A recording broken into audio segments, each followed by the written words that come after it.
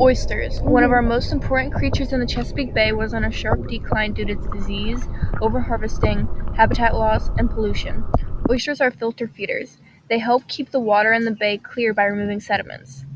Oysters are so efficient at their job, before the Chesapeake Bay decline, it took only 3 to 6 days for the oysters to clean the same amount of water in the bay. Now, with so few oysters, it takes a year or more. Oysters are also important to the bay for factors other than filtering water.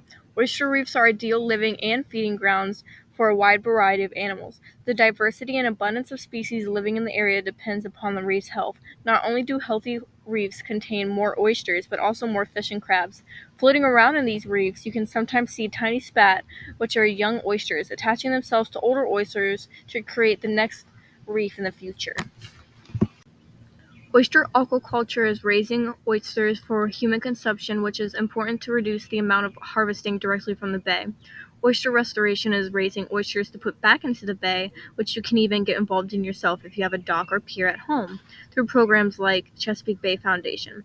Helping through a project under the same umbrella, which is Chesapeake Oyster Alliance goal in reaching putting 10 million oysters back into the bay by 2025.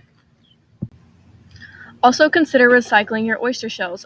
A recycled oyster shell can help return 10 new oysters back into the bay. Simply getting involved in camps like these and getting the word out can make a difference.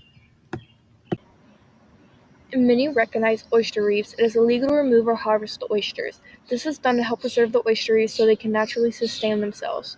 During this camp, we also measured clean and unclean oysters. On average, the unclean oysters were larger but had a higher mortality rate. Perhaps due to still having the natural food, it could get larger, but without getting the parasites rinsed off, they died more often, while the cleans didn't have these threats.